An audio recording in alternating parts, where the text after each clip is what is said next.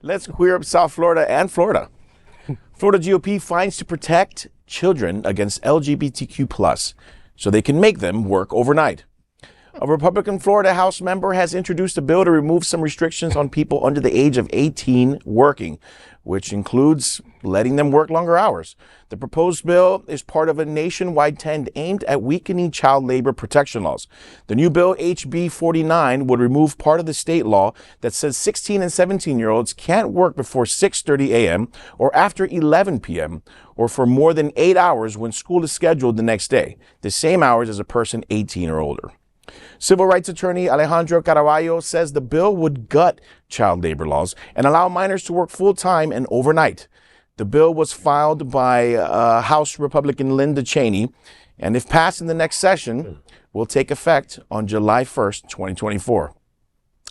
I don't know. I'm a little on the fence here because I started working very young. I know how it benefited me and my family, but I understand in terms of child labor laws how that can be taken and abused. So I don't know how to comment on this. I really don't. I say just like, you know, the situation with our house, right? The parents did what they had to do or what they want to do with their child. If there's an approval with the parent, then live on. But again, I know how this can be abused, so I really don't know where I stand on this. But then you wonder, it's like, does this mean they're going to be working in factories? Right, exactly. Is this like we're going back to Florida. Charles Dickens time or something? Right. So I really want to know, is this why the Florida GOP is against abortion? Because they want to increase the size of the labor force? Could that be it? This is not new. I mean, for once, Florida is not the pioneer of shit, because this has come out of Arkansas. Oh, wow. And Lydia, also known as Sarah, whatever her name is, the governor. That means she signed laws to rescind child protection, and along the lines, I think it was rescinded in several other red states as well. I mean, they are an expose after expose coming out from the news. It's like children are being overworked, children are being forced to work overnight shifts or in factories. And these are states with Republican governors, of course. But what does overworked mean? I'm sorry. What does overworked mean? Like where?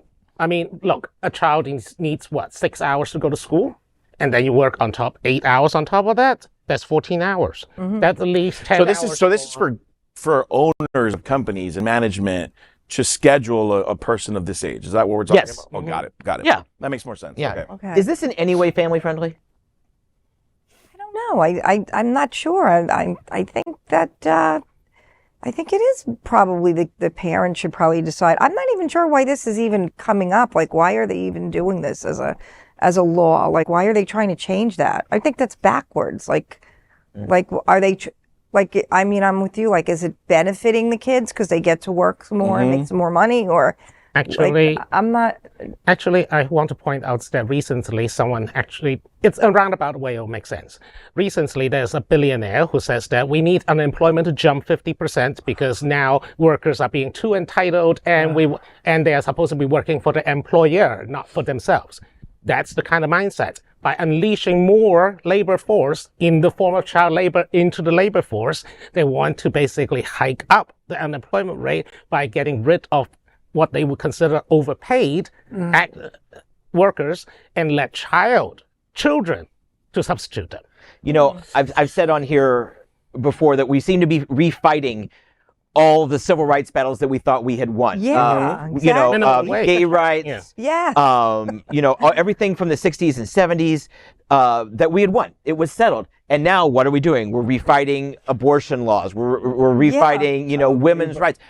But now, no, that's not good enough for the Republican fascists. Oh, no. They need to go back 115 years to the first progressive revolution when Theodore Roosevelt, also a Republican, by the way, said no to, you know, children working in sweatshops, no to bad education. Well, Governor DeSantis has already made a point to say education is not a priority in the state of Florida.